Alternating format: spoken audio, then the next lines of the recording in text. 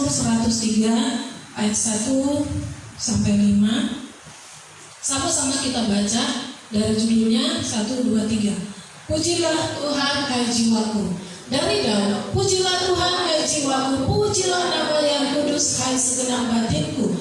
Pujilah Tuhan hai jiwaku dan janganlah lupakan segala kebaikannya. Dia yang mengampuni segala kesalahanmu, yang menyembuhkan segala penyakitmu. Dia yang menebus hidupmu dari lubang kubur, yang memahkotai engkau dengan kasih setia dan rahmat. Dia yang memuaskan hasratmu dengan kebaikan, sehingga masa mudamu menjadi baru seperti pada burung raja wali. Amin. Puji Tuhan. Inilah yang Tuhan minta dari kita sekarang. Mulai sekarang ini Tuhan minta supaya kita kerjakan. Ya, ingat Bapak Ibu Saudara, Mazmur 103 ini kita kerjakan ini, dan Tuhan bentuk kita menjadi ciptaan baru, diperbaharui terus sampai akhirnya menjadi manusia baru. Ya, nanti diulang di tim saya pasti bisa dijelaskan. Ya, kita perhatikan penjelasan ayat itu. Nah, Mazmur 103 ini dimulai dari ayat pertama dan diakhiri di ayat 22 dengan kalimat yang sama, yaitu pujilah Tuhan hai jiwaku. Ayat 1 dan 2 tadi ya itu merupakan ajakan pada diri sendiri untuk memuji Tuhan. Ayat 3 sampai 5 menerangkan perbuatan-perbuatan Tuhan. Ayat 1 sampai 2 menjelaskan bagaimana kita cara memuji Tuhan, yaitu dengan segenap hati jiwa kita, segenap batin kita. Sedangkan ayat 3 sampai 5 mengapa kita harus memuji Tuhan. Nah, kita perhatikan jiwa dan batin itu harus dipaksa, diajak untuk memuji Tuhan. Karena memuji Tuhan itu ternyata tidak terjadi secara spontan dan natural. Ya, di situ Raja Daud yang mengajak jiwanya dan batinnya, ya, jiwanya dan batinnya untuk memuji Tuhan. Ya, Raja Daud dia seorang raja. Tuhan bilang dia adalah seorang yang berkenan di hati Tuhan. Nah, Daud mengajak jiwa dan batinnya sendiri, memaksa jiwanya, memaksa rohnya, memaksa batinnya untuk memuji Tuhan. Mengapa dia perlu melakukan hal ini? Karena ada momen-momen, waktu-waktu tertentu dalam hidup seseorang ketika pujian itu tidak keluar dari mulutnya. Ya, sukar untuk dilakukan. Ini pengalaman. Ada waktu-waktu di mana seseorang itu malas memuji Tuhan, malas berdoa, jenuh, dan terkadang bosan. Malas sekali aku doa, malas sekali aku gereja. Tak kenapa malas sekali aku nyanyi. Aku nyanyi lagu dunia dululah. Aku nyanyi lagu sekuler dululah. Aku nyanyi lagu yang ini dululah.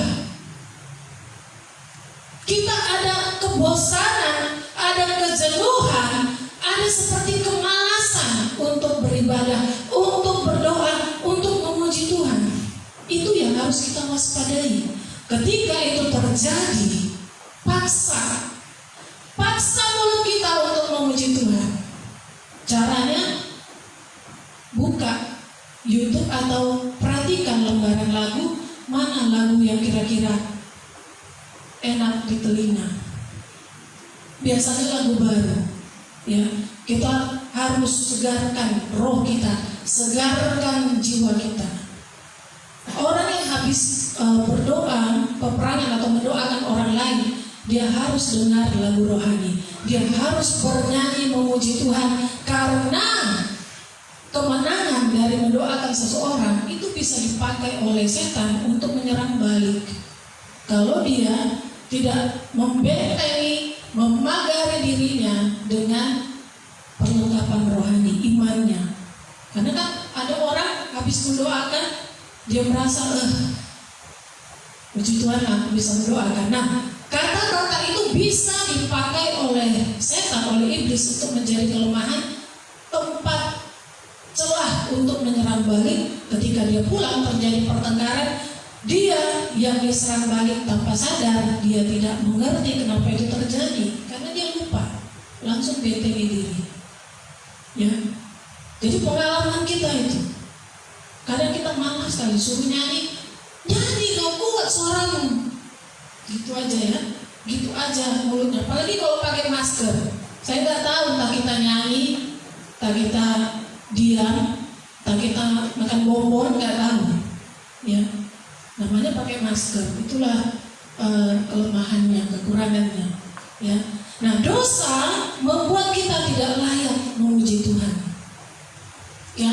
Dosa membuat kita tidak layak memuji Tuhan. Ini penghalang dalam kita memuji Tuhan. Ada orang diajak beribadah, sebenarnya hatinya rindu ya, rindu kali hatinya, tapi ada intimidasi iblis. Kau sudah berdosa semalam, berani kau datang, berani kau muji Tuhan, kata si setan, iblis ya.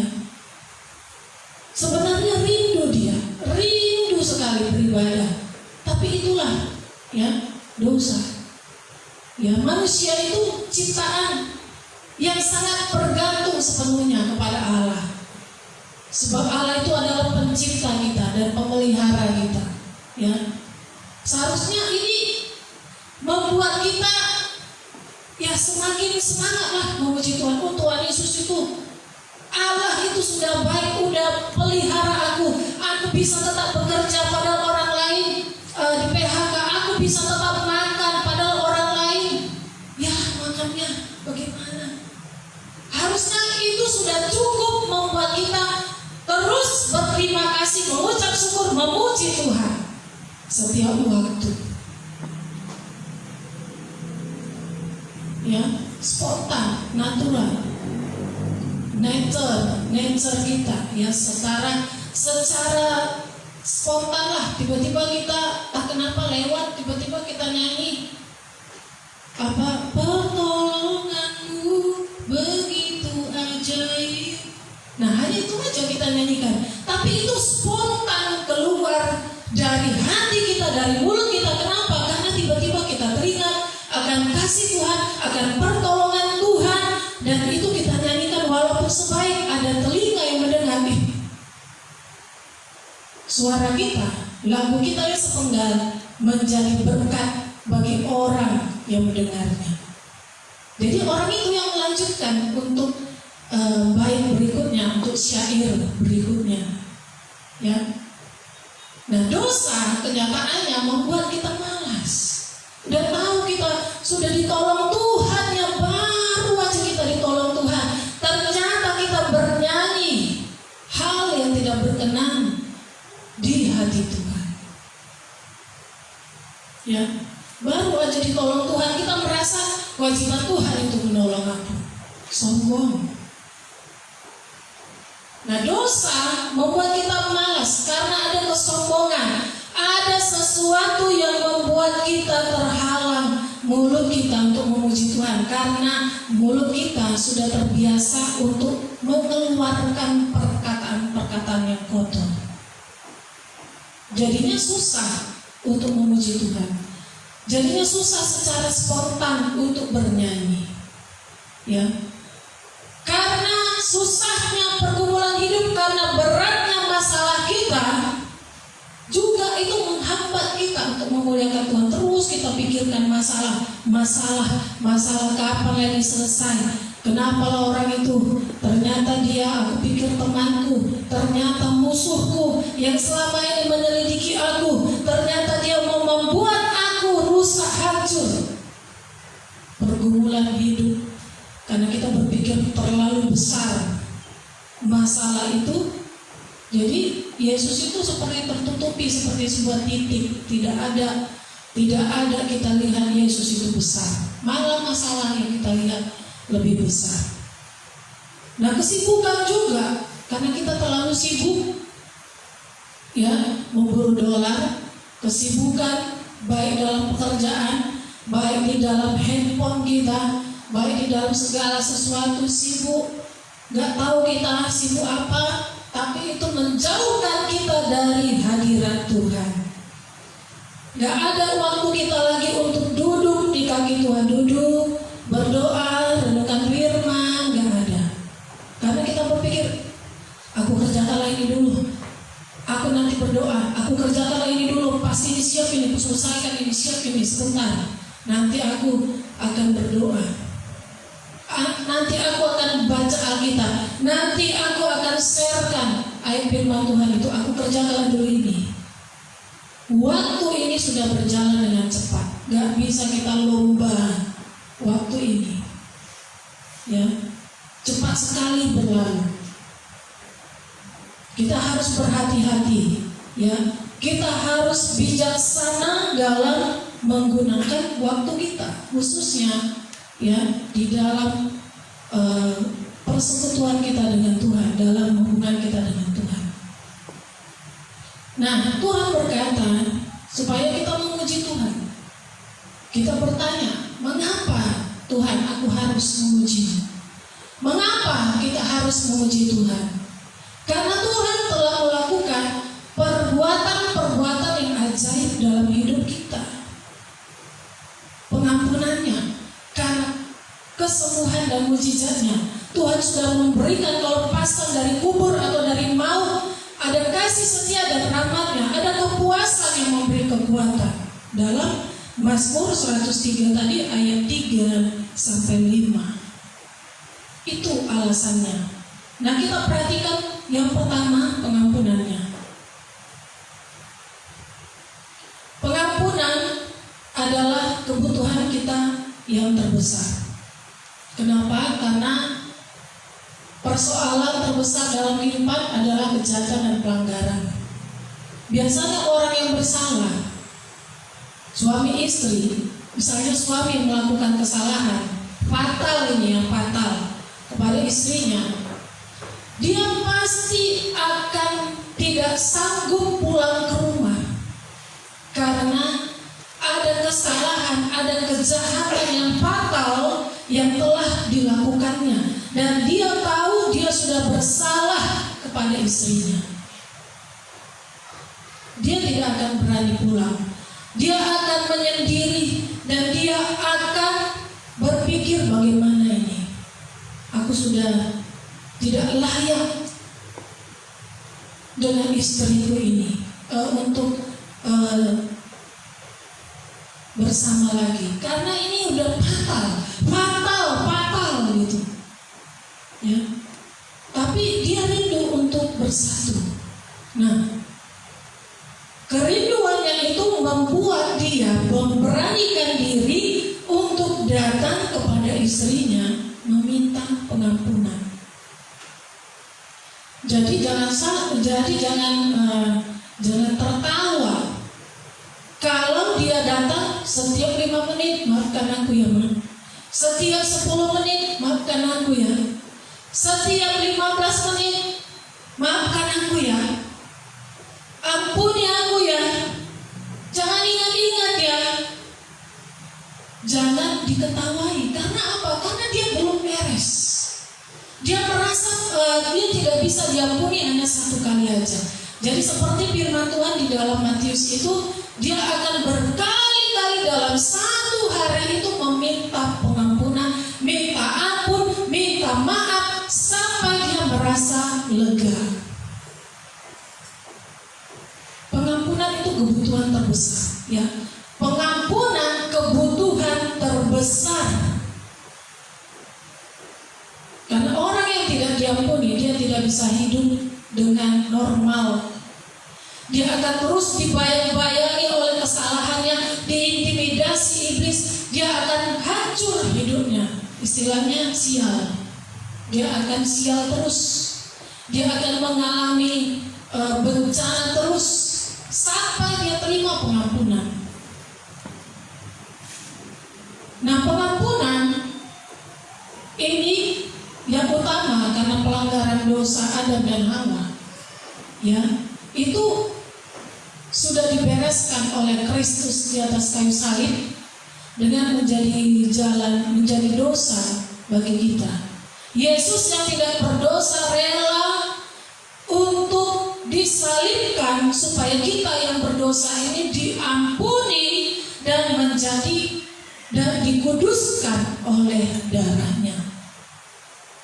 Ya, di dalam 2 Korintus 5:21 katanya dia yang tidak mengenal dosa telah dibuatnya menjadi dosa karena kita, supaya dalam Dia kita dibenarkan oleh Allah. Nah, jadi orang yang diampuni dosanya adalah orang yang berbahagia luar biasa, seperti orang yang terbebas dari tawanan, seperti orang yang sedang melepaskan diri dari belenggu. Ada sesuatu yang terlepas dari dirinya, ada sukacita yang tak bisa dikatakan ketika dia mendapatkan pengampunan. Ketika kita berdosa, kita minta ampun sama Tuhan, dan kita merasakan ada damai sejahtera di hati kita, itu luar biasa, ya. Itu luar biasa, ya. Kita bisa rasakan pengampunan itu, karena kalau kita tidak diampuni, kita nggak layak. Dosa menghalangi kita untuk beribadah, menghalangi kita untuk memuji Tuhan. Nah, pengampunan juga merupakan kebutuhan kita yang terus menerus. Kita harus berhati-hati dengan pengajaran yang mengatakan, kan kita sudah diampuni dosa kita waktu Yesus di kayu salib, jadi kita nggak perlu minta ampun lagi. Saya menolak pengertian seperti itu. Ya, pengampunan merupakan kebutuhan kita terus-menerus selama kita hidup, seumur hidup kita. Karena apa? Karena kita tidak luput dari dosa. Kita tidak luput dari pelanggaran, kita tidak luput dari kesalahan. Walaupun dosa-dosa kita sudah dibereskan di kayu salib oleh Yesus Kristus, itu dosa yang dilakukan oleh Adam dan Hawa yang menjadi kutuk bagi keturunannya. Itu yang disucikan oleh Tuhan, itu yang dibereskan oleh Tuhan. Itu yang harus kita tahu. Tapi kalau dosa yang kita lakukan sekarang, misalnya kita sudah menyakiti hati Tuhan, tidak beribadah, tidak berdoa, kita sudah jauh dari Tuhan, dan kita menyalahkan Tuhan atas segala yang terjadi, kita harus minta ampun. Itu yang menjadi kebutuhan kita terus-menerus. Ketika kita sudah bersalah dengan orang tua kita, dengan mama kita, kita sudah pikirkan yang negatif kepada mama kita atau orang tua kita, segera datang kepadanya. Maafkan aku ya. Segera. Karena kalau kita tunda untuk minta ampun, itu dosa, hukuman itu akan bertimbun, bertambah. Segera. Kita punya hati nurani, ya. Kita punya hati nurani. Kalau Tuhan katakan di hati nurani kita, kau sudah bersalah, minta ampun. Kalau orangnya ada, pergi sana, bilang sama dia. Itu membutuhkan perjuangan yang keras untuk minta ampun atau minta maaf. Itu merupakan perjuangan yang keras, berjuang antara daging, antara ego, antara kebenaran dengan diri sendiri. Ya. Dan kita itu membutuhkan pengampunan setiap saat. Ketika kita disalahkan, padahal yang kita buat itu tidak salah, dan kita merasa kenapa dia seperti itu, kita rindu dia minta maaf. Tapi karena kita tidak mendapatkan itu, kita sendirilah yang membereskan hati kita. Tapi dia tidak akan menerima pengampunan itu. Yang harus kita tahu, walaupun kita bilang, Tuhan aku tadi bersalah, ampunilah aku Tuhan, aku mengampuni dia, atau biarlah dia juga mengampuni aku. Enggak seperti itu. Datang, minta maaf, bereskan. Karena pengampunan ini kebutuhan kita setiap saat.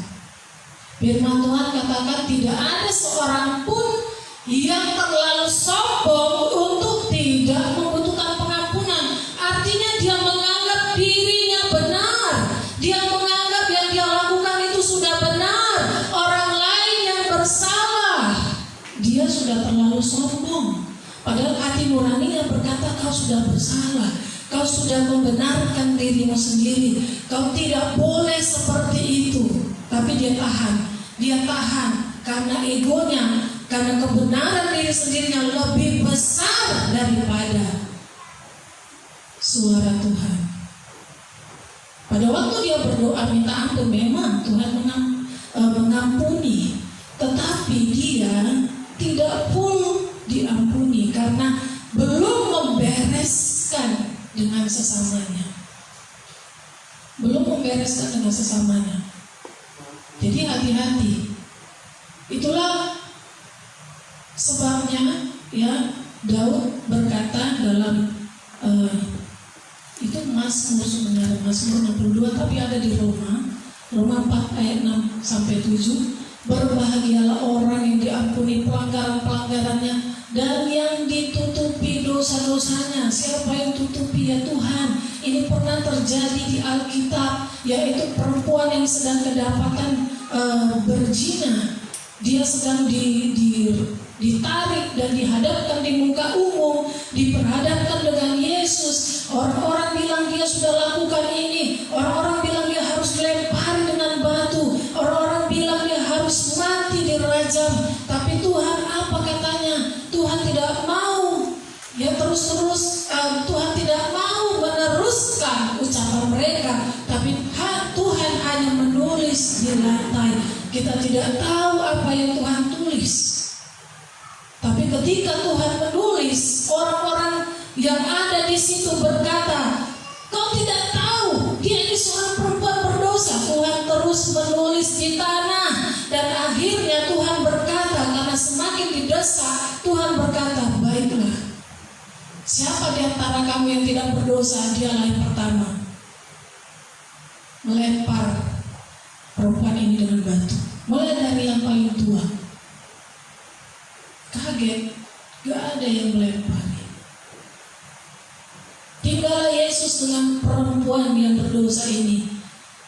Perempuan ini berpikir pastilah dia dihukum. Tapi Tuhan berkata, jangan berbuat dosa lagi. Pergilah, jangan berbuat dosa lagi.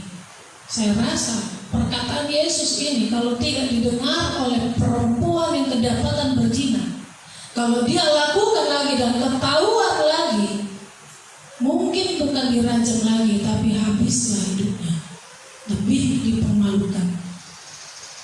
Nah Tuhan, firman Tuhan berkata, berbahagialah orang yang diampuni pelanggaran-pelanggarannya dan yang ditutupi dosa-dosanya. Berbahagia dia. Tuhan cuma bilang, pergilah, jangan berbuat dosa lagi. Gak Tuhan tunjuk, jangan begini. Gak Tuhan tunjuk.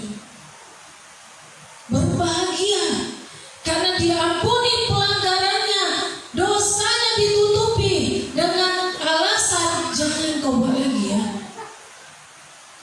Jangan buat lagi ya. Jangan buat lagi ya. Memang halus perkataan Tuhan, tapi ketika dia tidak ingat perkataan Yesus, habislah dia. Jadi kita membutuhkan pengampunan dari Tuhan. Kebutuhan kita setiap saat. Jangan lupa minta ampun. Dalam satu hari kita tidak luput dari kesalahan.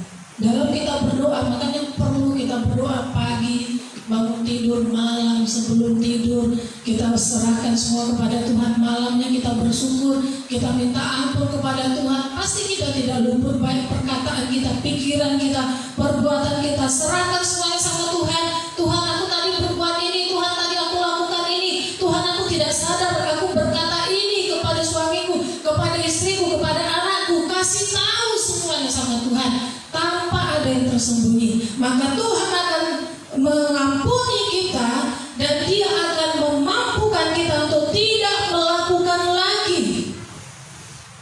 Kasih tahu sama Tuhan.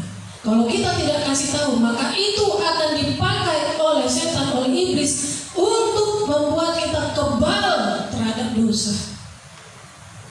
Kasih tahu kepada Tuhan, Tuhan ampuni dan Tuhan akan pulihkan. Yang kedua, kesembuhan. Kita harus memuji Tuhan karena kesembuhan, karena mujizat yang Tuhan kerjakan dalam kehidupan kita. Nah, beberapa penafsir menduga bahwa penyakit itu disebabkan oleh dosa yang di ayat sebelumnya, ya.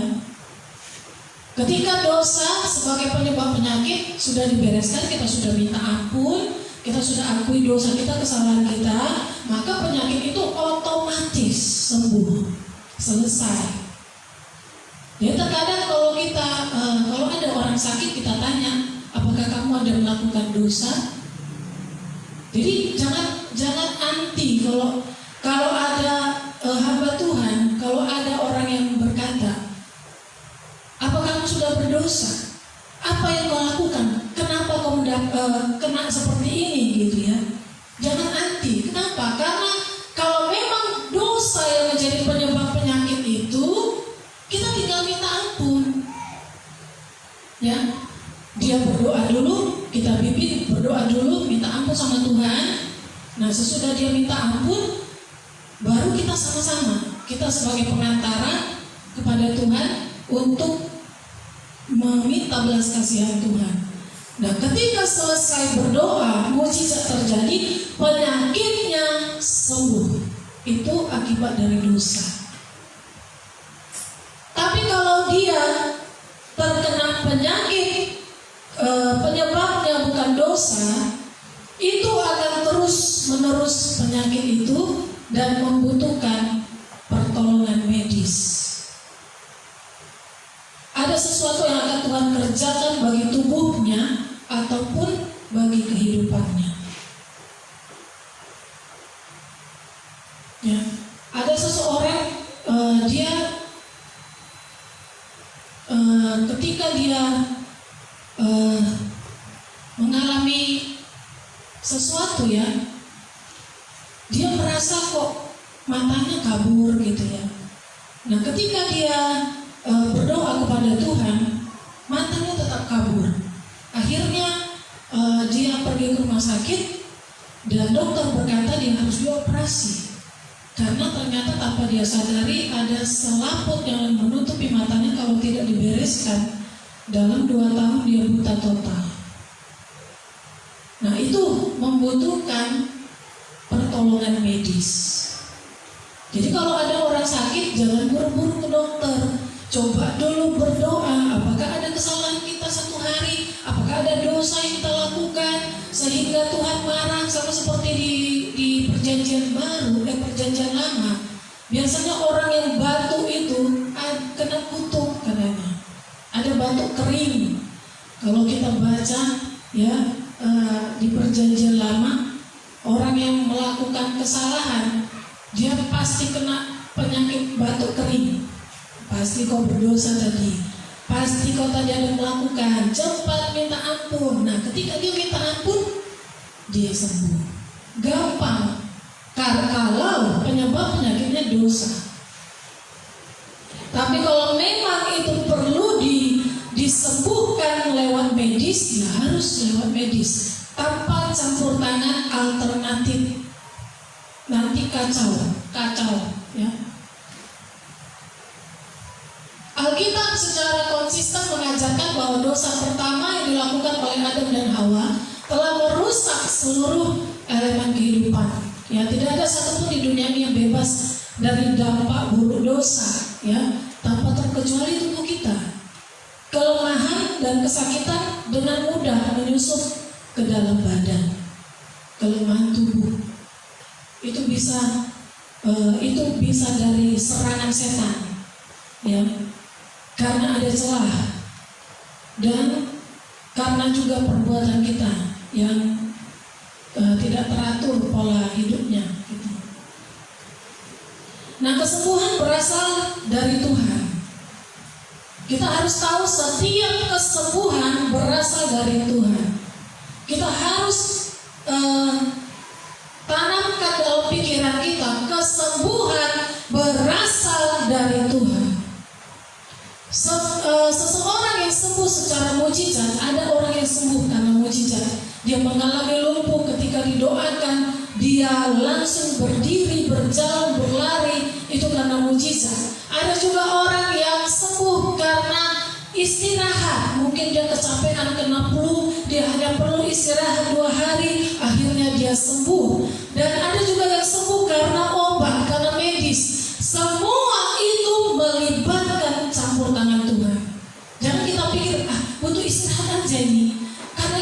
aku sembuh. Tidak. Kesembuhan, setiap kesembuhan lewat apapun itu, mukjizat, istirahat, obat, operasi, apapun itu, semua ada campur tangan Tuhan. Amin. Itu yang harus kita pikirkan. Aku perlu istirahat aja. Nanti aku istirahat, bangun tidur aku udah enak ini. Tapi kita lupa mengucap syukur kepada Tuhan bahwa karena Tuhanlah maka aku sembuh. Bisa jadi kita tidak bisa istirahat. Jadi jangan jadi berhati-hati dengan perkataan kita. Dia mengontrol setiap bagian tubuh kita. Bagian-bagian luar, dalam, bahkan yang tersembunyi, seperti dalam Mazmur 139 ayat 14 sampai 16. Bisa salah satu dari kita membaca?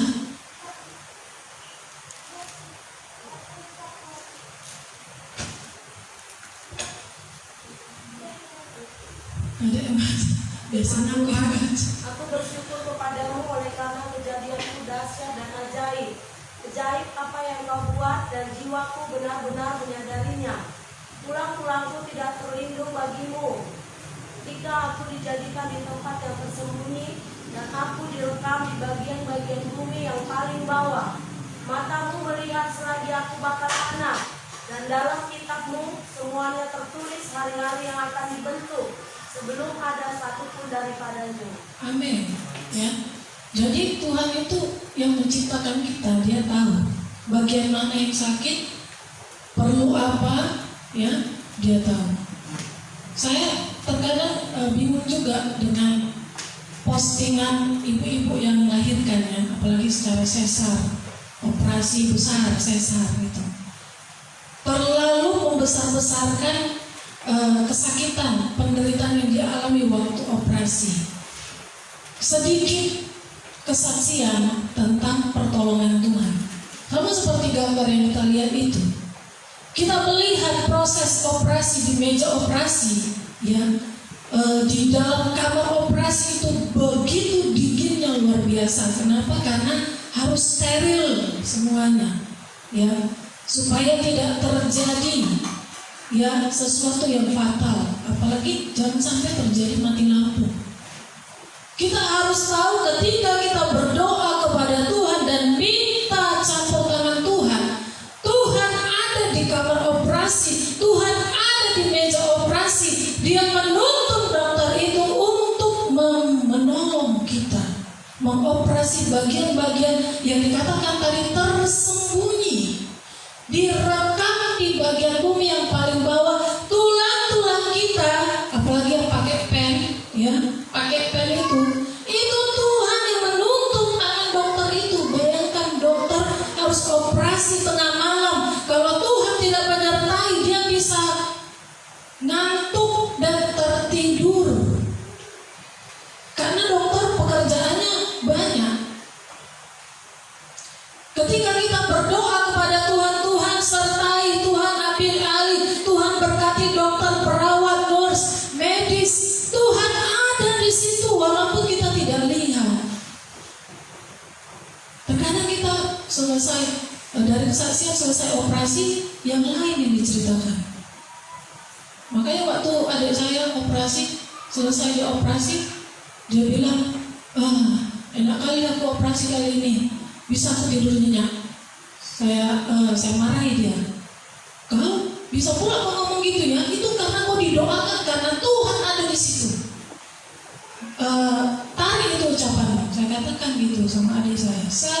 Aku sama mama gak tidur untuk mendoakanmu, tapi sedikit pun kau tidak ingat Tuhan. Saya katakan seperti itu.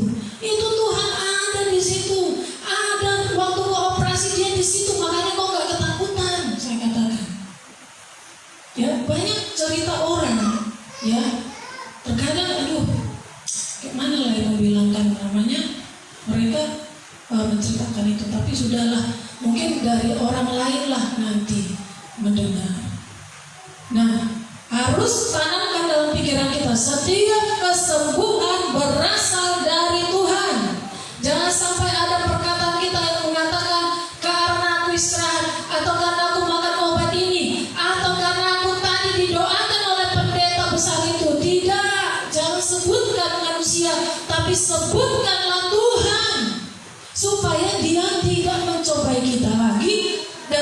terjadi lagi penyakit yang sama. Ada orang seperti itu, dia sudah disembuhkan dari lambungnya, dia sudah disembuhkan dari penyakitnya. Karena dia tidak bersaksi, dikasih lagi penyakit itu, didoakan lagi sembuh. Karena tidak lagi bersaksi, dikasih lagi penyakit itu. Tuhan seperti itu orangnya. Kalau orang itu tidak tahu berterima kasih dan tidak mau bersaksi, maka Tuhan akan ingatkan dia lagi. Kau sudah sembuh kemarin, tapi kau tidak bersaksi. Mulutmu, perkataanmu tidak ada memuliakan aku. Kasih lagi, naik level lagi sakitnya, naik level lagi. Makanya hati-hati Bapak Ibu Saudara. Saya memberanikan diri bersaksi walaupun belum sembuh. Kenapa? Karena saya tahu lewat kesaksian, saya bersaksi di hadapan Tuhan, di hadapan kita semua, di hadapan setan. Kalau belum sembuh itu urusan Tuhan.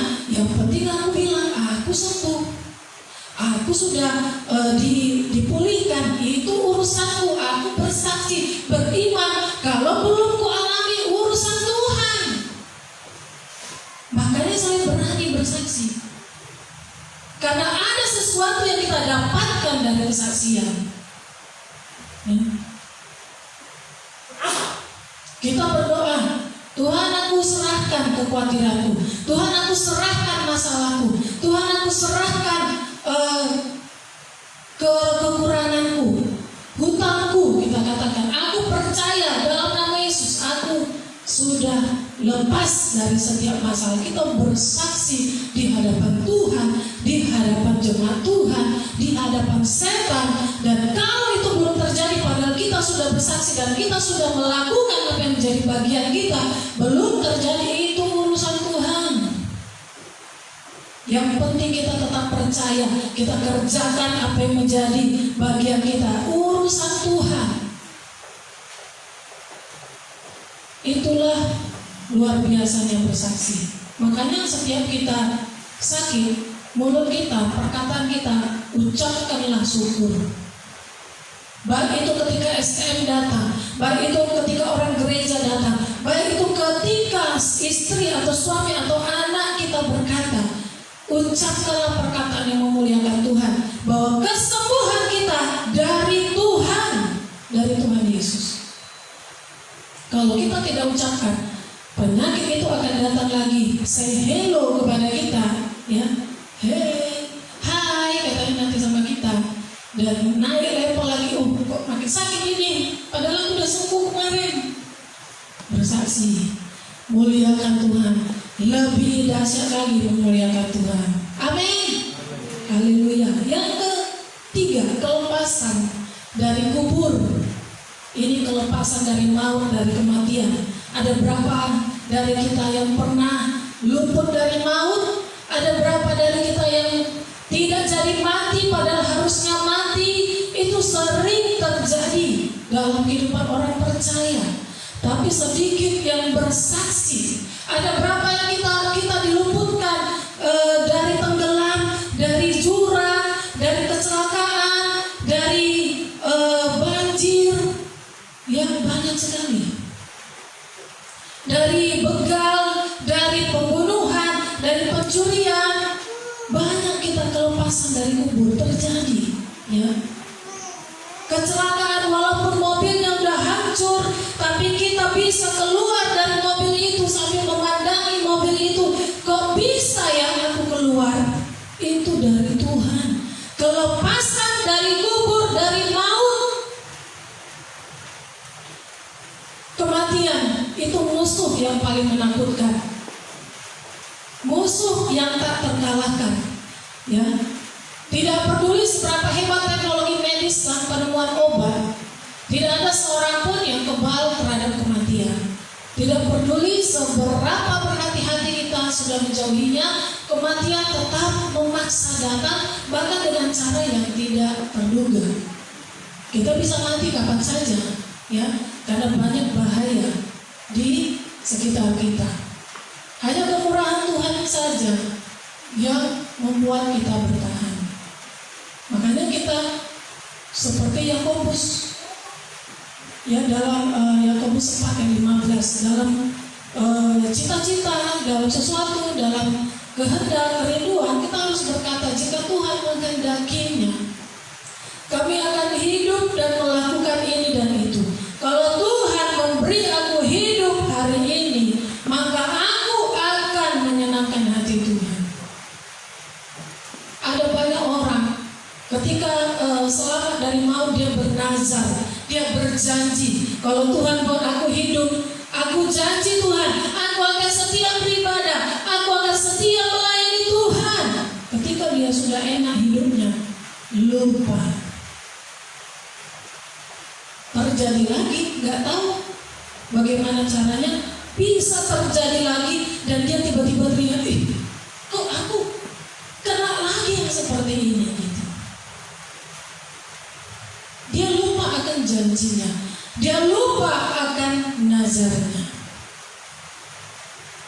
Tuhan, kalau aku luput dari sini, aku akan memuliakan Tuhan seluruh hidupku. Tapi yang terjadi sesudah dia enak hidupnya, sesudah dia menjalani hari-hari dengan biasa, dengan normal lagi, dia lupa bahkan malu untuk memuliakan Tuhan. Tuhan ingatkan kita kembali. Pasti banyak kita yang luput dari kematian. Sudah mau mati kita karena penyakit itu, ya. Sudah mau mati kita waktu di jalan, sudah mau mati kita waktu di laut, sudah mau mati kita waktu di dalam pekerjaan. Tapi sekali lagi Tuhan luputkan, Tuhan beri kita kesempatan untuk hidup. Jangan lupakan kebaikan Tuhan. Jangan lupakan kalau kita sudah dilepaskan dari maut, dari kubur. Saya sudah seringkali terlepas dari maut.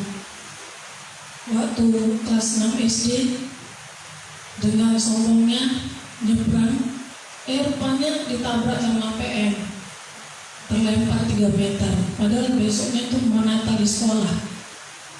Ada tugas pula itu jadi dirijen ini di Petisah lah itu. Jadi ketika saya lewat Petisah, saya ingat itu di mana saya ditabrak dan terlempar. Saya ingat sekali, pas di depan Petisah itu. Gitu juga waktu ke kampung di Tarutung, di Huta Galungnya, kampungnya. Enak berenang, belajar berenang di sungai. Rupanya terpleset masuk ke tempat yang dalam. Untung aja masih ada telapak tangan begini. Kalau tidak, pasti tenggelam di bawah anyut. Bapak saya lah yang melihat, ya waktu itu dia mandi di sana. Saya di tempat yang perempuan, dilihatnya ada orang begini. Nggak tahu dia anaknya. Di Maria juga, ngapain lo sini? Karena saking takutnya. Saya sudah sering kali, makanya saya takutlah sama Tuhan. Dan hidup saya pun karena nazar. Saya pernah mengalami sesak napas yang luar biasa. Mungkin seperti COVID itulah. Sampai membungkuk bernapas, gak juga. Akhirnya saya teringat firman Tuhan. Waktu itu kelas 2 SMP atau kelas berapa, saya sudah diajak ibadah PA. Saya teringat oleh firman Tuhan itu, kalau ada sesuatu yang sangat sukar untuk dijawab, berjanji aja sama Tuhan, bernazar aja sama Tuhan katanya. Saya teringat, aku apa yang dinajarkan ya? Saya katakan gitu. Saya katakan dalam sisa-sisa napas saya yang susah, sesak napas luar biasa. Saya katakan, Tuhan, kalau Tuhan buat aku sembuh dan aku hidup, aku berjanji akan melayani Tuhan. Aku berjanji siap untuk diuji. Saya katakan seperti itu. Saya heran dengan iman saya, padahal belum dibaptis di situ. Dan luar biasa saya sembuh dan saya hidup dan dikejar oleh nazar itu. Dikejar. Nah, Daud adalah salah seorang yang paling sering berdekatan dengan maut. Sebagai tentara dan panglima perang, nyawanya selalu berada dalam bahaya. Di luar medan peperangan pun dia tidak aman. mencoba mencabut nyawanya. Bahkan Absalom anaknya menginginkan kematiannya. Menjadi seorang pelarian sudah biasa bagi Daud. Dia paling paham betapa besar sukacita dilepaskan dari maut. Ya, luar biasa memang kalau udah terbebas dari maut, ketika kita sembuh, ketika kita selamat dari kecelakaan, ketika kita diangkat dari lumpur dosa, dari tenggelam. Aduh, itu luar biasa lah. Sampai kita bingung, terheran-heran dulu, ternganga dulu, kok bisa tadi seperti ini, ternyata aku masih hidup. Itu luar biasa berkatnya. Ada ucapan syukur yang luar biasa ketika kita terima itu. Kehidupan, keluputan dari maut. Apalagi ada orang yang harusnya mati, tiba-tiba Tuhan berikan lagi hidup dan dia hidup kembali. Itu luar biasa. Nah, sekarang kita bisa lebih bersyukur lagi ketika kita di dalam Yesus. Kematian itu tidak sesuatu yang menakutkan, tapi adalah keuntungan, ya, sebagai jalan kita untuk berjumpa dengan Tuhan Yesus. Di dalam Filipi 1 ayat 21 katanya, karena bagiku hidup adalah Kristus dan mati adalah keuntungan. Dan tidak ada alasan bagi kita untuk takut terhadap sekat maut. Kenapa? Karena kita ada di dalam Tuhan. Jadi kalau kita sudah ada di dalam Tuhan, kapanpun waktunya kita dipanggil Tuhan, kita sudah siap. Kita sudah siap. Kita nggak takut lagi. Mau sesak nafas pun kita, mau dalam keadaan apapun kita tahu Tuhan ada bersama dengan kita. Kita nggak tahu cara kita mati itu bagaimana, tapi pastikan diri kita ada di dalam tangan Tuhan. Kita ini sedang antri, tapi Tuhan masih memberi kesempatan hidup supaya kita berbuah. Pastikan kita di tangan Tuhan. Maut itu tidak memandang usia. Kita berpikir, mama kita pastilah ini sudah bentar lagi. Rupanya yang lain yang lebih muda. Mama kita sudah tua, rupanya adiknya di luar. Gak habis pikir. Ya, jadi kita siapkan diri kita, pastikan di tangan Tuhan. Pengampunan kita minta kepada Tuhan setiap saat supaya Tuhan terus menyucikan kehidupan kita. Yang keempat ada kasih setia dan rahmat. Kata memahkotai di sini menuju pada persiapan pesta perkawinan rajani dalam Kidung Agung 3 ayat 11, ya. Ayat 4b katanya yang memahkotai engkau dengan kasih setia dan rahmat. Kita dimahkotai dengan kasih setia dan rahmat. Seperti tadi penari tamborin itu ada mahkota. Mahkota itu namanya kasih setia dan rahmat, ya. Itu nama mahkota yang diberikan oleh Tuhan kepada kita. Artinya Tuhan tidak sekadar memberikan, tetapi melimpahi. Bukan hanya memberi sedikit kasih setia, tapi melimpahkan kasih setianya, rahmatnya sebagai mahkota yang membuat kita indah, yang membuat kita bagus, ya. Yang sesuatu yang luar biasa yang diberikan kepada kita. Nah, istilah kasih setia atau hesed itu merujuk pada kasih perjanjian atau covenantal love. Kasih setia perjanjian ini adalah orang pilihanku, orang yang sudah bertunangan denganku. Covenantal love artinya perjanjian kasih yang tidak dapat dilepas, dibatalkan. Itulah kasih setia Tuhan. Tidak berkesudahan, tidak bisa dihentikan oleh apapun, tetapi terus menjadi mahkota dalam diri kita.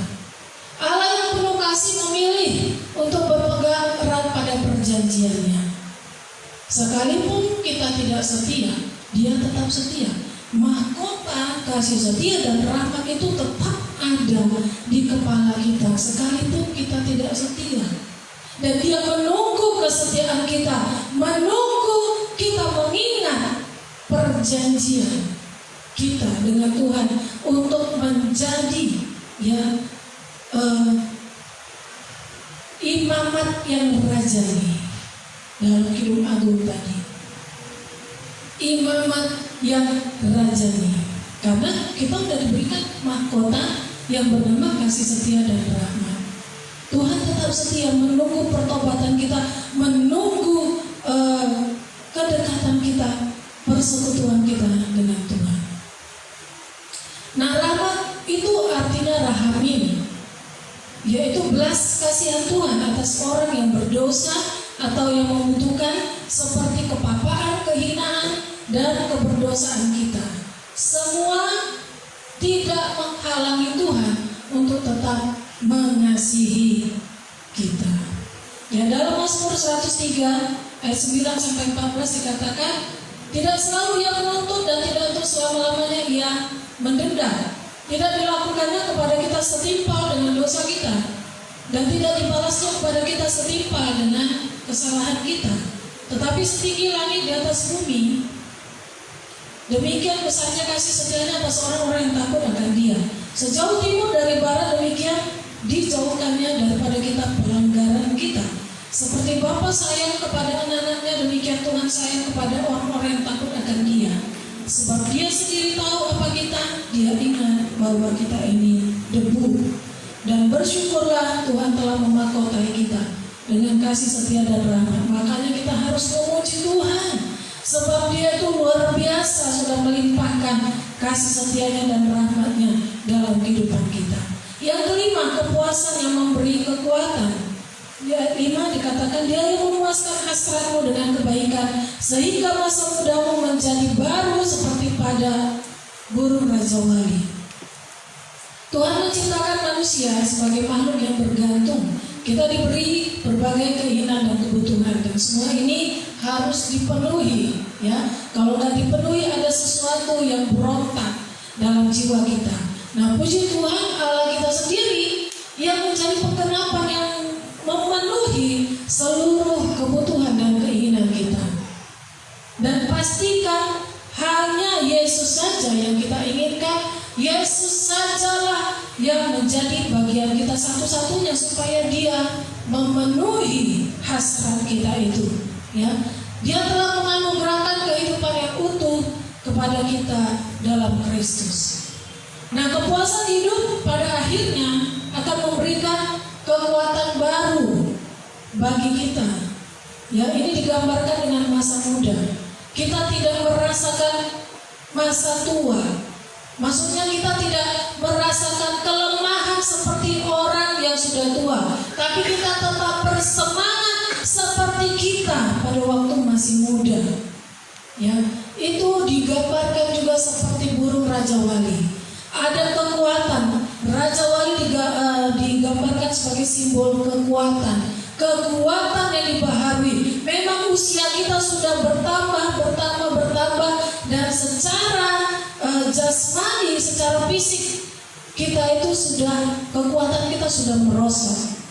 Tetapi kita bersyukur bahwa Tuhan memberikan kita kekuatan yang dibaharui, sehingga kita usia yang tua bisa merasakan semangat ketika masih semangat seperti orang muda. Ya, seperti burung rajawali. Jadi orang berkata, awet muda ya, semangat kali ya anak muda. Nah, itulah dia yang Tuhan berikan kepada kita. Jadi kita, Tuhan memuaskan hasrat kita dengan kebaikan, sehingga masa mudamu, maksudnya ini masa tua kita, yang menjadi seperti ketika kita masih muda, dan menjadi seperti pada burung rajawali. Orang di dalam Tuhan itu, ya, katanya mendapat kekuatan baru dalam Yesaya 40:31. Walaupun dia sudah tua, walaupun umurnya sudah bertambah, dan dari segi fisik dia sebenarnya tidak cocok lagi, ya, untuk diberikan pelayanan atau diberikan pekerjaan yang terlalu berat, tetapi dia seperti raja wali yang naik terbang dengan kekuatan sayapnya. Dia berlari seperti orang pelari dan tidak menjadi lesu. Kalah orang-orang yang tidak di dalam Tuhan itu. Ya, tidak menjadi lesu, dia terus berlari, dia terus semangat, bahkan berjalan terus, tidak menjadi lelah, terus melayani Tuhan, terus mengikut Tuhan, terus memuliakan Tuhan dalam kehidupannya. Kalah orang-orang muda ya, yang tidak setia kepada Tuhan, yang masih bermain-main. Kalah dia, ya, kalah dia. Dan kalau ada usia seperti kita ini yang sudah berumur tapi tetap luar biasa melayani Tuhan, powernya, urapannya, kuasanya itu karena Tuhan yang memberikan kekuatan sehingga kita menjadi seperti raja wali yang naik terbang dengan kekuatan sayapnya. Walaupun yang sudah kerja satu harian tapi malamnya melayani terus, tetapi terus segar dan tidak menjadi lelah atau lesu, tapi semangat, menjadi contoh, menjadi teladan, ya, bersemangat. Ada orang yang kerja baru pulang kerja, ada jaraknya 3 jam untuk ke ibadah berikutnya di malamnya, tapi dia bilang gak enak badan, capek, lemas.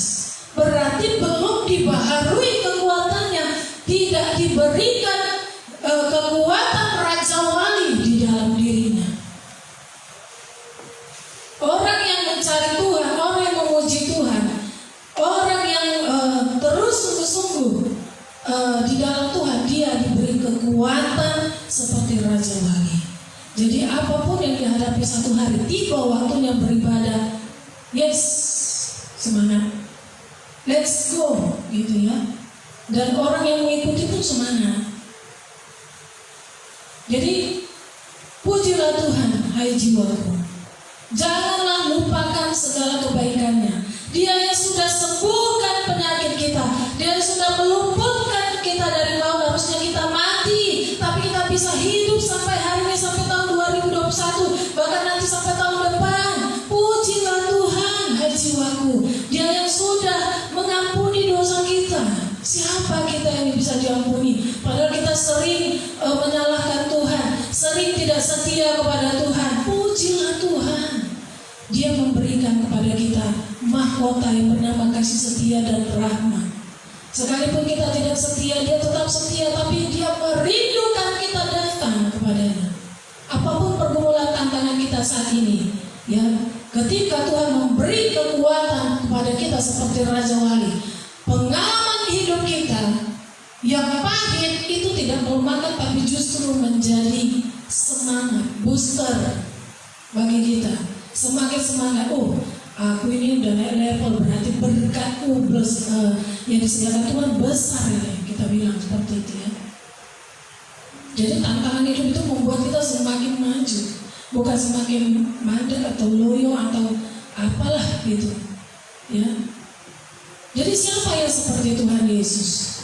Ya, tidak ada yang seperti Tuhan Yesus. Setiap saat yang memberi kita pertolongan, dia selalu memberkati kita saat menghadapi jalan buntu. Tidak ada manusia yang dapat menolong, hanya Tuhan yang selalu menolong dengan caranya yang ajaib. Tapi kita sering melupakannya, sering tidak memuliakannya. Kita lupa untuk menyaksikannya kepada orang-orang yang di sekitar kita.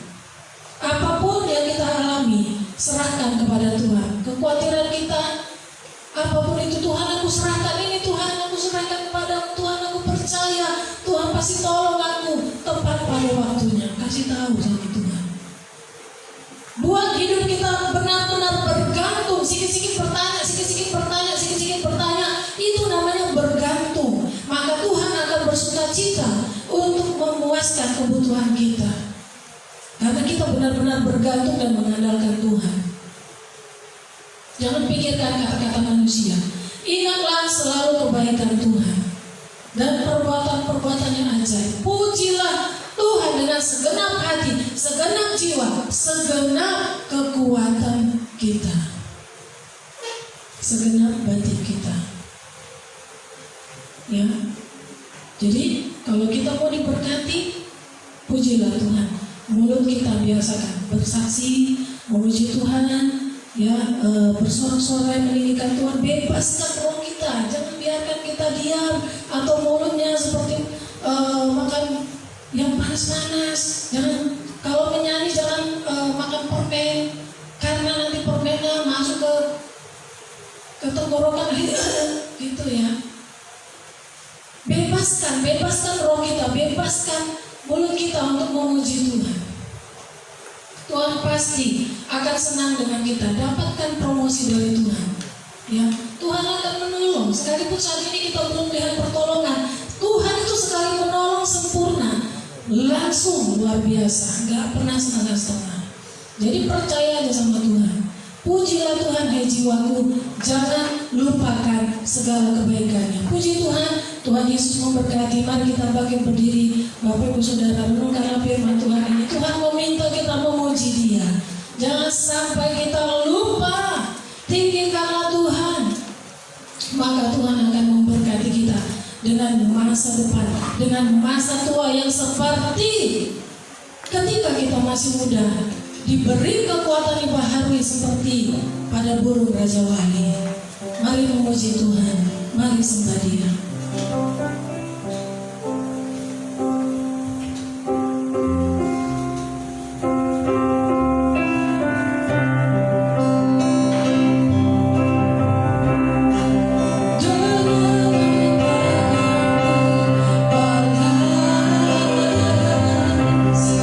Segala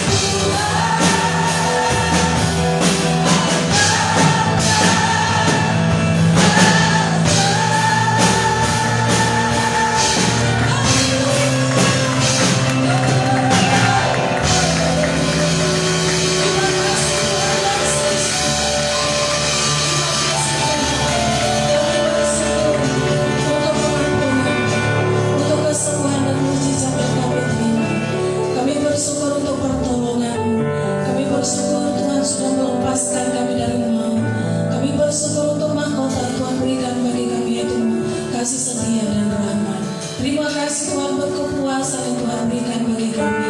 Kau memberikan kepada kami masa muda dan kekuatan yang dibaharui seperti Raja Wanita yang terbang tinggi dengan kekuatan sayapnya. Terima kasih Tuhan, kami mendapatkan berkat yang luar biasa daripada Tuhan. Engkau sudah mengajarkan itu bagi kami jauh sebelum kami ada ya Tuhan. Terima kasih Bapa, Engkau tetap setia walaupun kami terkadang tidak setia. Terima kasih Tuhan, karena Engkau selalu menyertai kami. Engkau yang terus mengerjakan kehendak kerinduan bagi setiap kami. Jangan lupakan lewati kami Tuhan, kejar kami dengan firman-Mu terus sampai kami menyerah di kaki-Mu Tuhan. Kuasa Allah yang terus bekerja mengurapi dan menyempurnakan seluruh hidup kami di dalam Tuhan. Selamatkan kami, ampuni kami, baharui kami Tuhan.